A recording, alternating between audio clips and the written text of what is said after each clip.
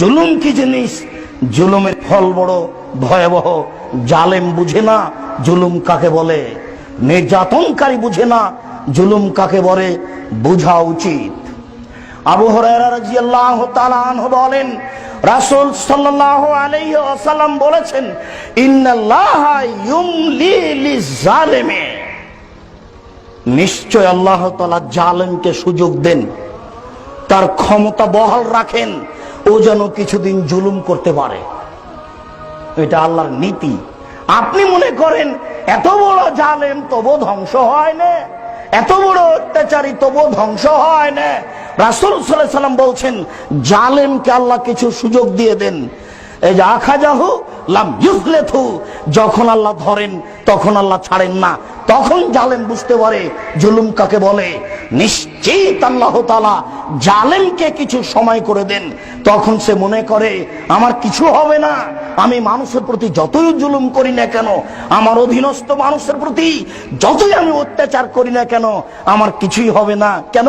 আল্লাহ যা তাকে সুযোগ দিয়েছেন, এই সুযোগে এই ক্ষমতার আশায় সে মানুষের প্রতি নির্যাতন চালিয়ে যায়। যখন আল্লাহ তাকে ধরেন আর তাকে ছাড়েন না, জালেম বুঝতে পারে না জুলুম কাকে বলে। জালেম বুঝতে পারবে জুলুম কাকে বলে বিচারের মাঠে। আবু হুরায়রা রাদিয়াল্লাহু তাআলা আনহু বলেন, রাসূল সাল্লাল্লাহু আলাইহি সাল্লাম বলেছেন, মান কানাত মাজলামাতুন ইনদাহু লিআফিহি মিন ইরজিহি আও মিন শাইইন, দুনিয়াতে যদি কারো কোনো ব্যাপারে অত্যাচার থেকে যায়, ধমকিয়েছে সেটা অত্যাচার, গালি দিয়েছে সেটা অত্যাচার, মানহানি করেছে, সম্মান ধ্বংস করেছে সেটা অত্যাচার, মেরেছে সেটাও অত্যাচার, জমি জায়গা লুটে নিয়েছে সেটা অত্যাচার, মিন ইরজিহি, মান সম্মানের হানি করেছে সেটাও অত্যাচার, কোন জিনিস নিয়ে নিয়েছে সেটা অত্যাচার। সাই যে কোনো ব্যাপারে, যে কোনো কিছুর ব্যাপারে যদি মানুষ মানুষের প্রতি অত্যাচার করে থাকে, আল্লাহর নবী বলছেন, ফালইয়াতাহাল্লালহু মিনহু আল-ইয়াওমা, আজই যেন সেটা সংশোধন করে নেই। এই ছেলে, সেই জন্য আমি তোমাকে বলেছি, দেখো এই বোকামি কাজ করতে গিয়ে, নির্বাচন করতে গিয়ে, আরো কিছু করতে গিয়ে, ধর্মের কাজ করতে গিয়ে কাউকে ধমক দিয়েছ, মুরব্বীকে বলেছ চুপ থাকেন, আপনি কি বুঝেন, এটাও তোমার হয়েছে অত্যাচার, এটাও হয়েছে তোমার নির্যাতন, আজকেই তার কাছে ক্ষমা নিতে হবে। রাসূল সাল্লাল্লাহু আলাইহি ওয়াসাল্লাম বলছেন, ফালইয়াতাহাল্লালহু মিনহু আল-ইয়াওমা, আজকেই সমাধান নিতে হবে। ওই দিন আসার পূর্বে আল্লাহ ইয়াকুনু দিরহাম ওয়ালা দিনার, যেদিন কোনো টাকা থাকবে না, যেদিন কোনো সম্পদ থাকবে না, যেদিন কোনো অর্থ থাকবে না, যেদিন কোনো সম্পদ থাকবে না, সেই দিনের আগে আগে যে কোনো মূল্যে রিকশাওয়ালাকে এক থাপ্পড় মেরে থাকলে তাকে খুঁজে বের করে তার হাত ধরে ক্ষমা নিতে হবে। কারো মান সম্মানের হানি করে থাকলে, কাউকে অপদস্থ অপমান করে থাকলে, হাতে হাতে এখনই তার হাত ধরে ক্ষমা নিয়ে সেটা পূরণ করে নিতে হবে। কেন? ইন কানা লাহু আমালুন ফাউখিযা বিমাজলিমাতিহি, তার যদি ইন কানা লাহু আমালুন সলিহ, ভালো আমল যদি কিছু থেকে থাকে, অত্যাচারিত ব্যক্তির, অত্যাচারী ব্যক্তির, জালেম ব্যক্তির যদি কোনো ভালো কাজ করে থাকে, ভালো কাজ থাকে, অত্যাচারী ব্যক্তি দান করেছে তার একটা নেকি আছে, অত্যাচারী জালেম ব্যক্তি হজ করেছে তার একটা নেকি আছে, অত্যাচারী মানুষের সাথে কোনো কারোর সাথে ভালো আচরণ করেছে তার একটা নেকি আছে। বিচারের মাঠে তার এই নেকি তার অত্যাচার অনুযায়ী নিয়ে নেওয়া হবে, তার এই নেকি তার জুলুম অনুপাতে নিয়ে নেওয়া হবে। যেই পরিমাণ জুলুম সেই পরিমাণ তার নেকি নিয়ে নেওয়া হবে।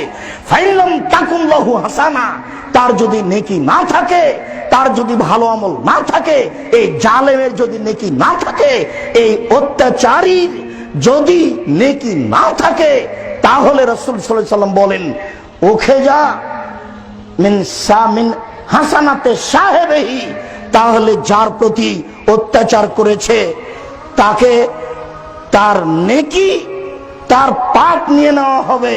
তাহলে মিন সাইয়াতে সাহেবেহি, যার প্রতি অত্যাচার করেছে তার পাপ নিয়ে এর উপরে চাপিয়ে দেওয়া হবে, ফাহমেলা আলাইহে, এর উপরে চাপিয়ে দেওয়া হবে। যার প্রতি অত্যাচার করেছে ওই ব্যক্তির পাপ নিয়ে এর উপরে চাপিয়ে দেওয়া হবে। জালেম হবে বড় পাপী আর মাজলুম হবে নিষ্পাপ। জালেম হবে বড় পাপী, মাজলুম হবে নিষ্পাপ। আবু হুরায়রা রাদিয়াল্লাহু তাআলা আনহু বলেন, রাসূল সাল্লাল্লাহু আলাইহি সাল্লাম বললেন, হাল তাদরুনা মাল মুফলিস, সঙ্গী সাথী বলতে পারো নিঃস্ব কাকে বলে? সঙ্গী সাথী বলতে পারো? আল্লাহ নবী বলছেন সঙ্গী সাথী বলতে পারো নিঃস্ব কাকে বলে? আল্লাহ নবী বলছেন সঙ্গী সাথী বলতে পারো নিঃস্ব কাকে বলে? কালু মানলা ফিনামলা দেরহামাওয়ালা মাতা, আমরা মনে করি যার টাকা পয়সা নেই সেই হলো নিঃস্ব। আমরা মনে করি যার অর্থ সম্পদ নেই সেই হলো নিঃস্ব। আমরা মনে করি যার টাকা পয়সা নেই সেই হলো নিঃস্ব।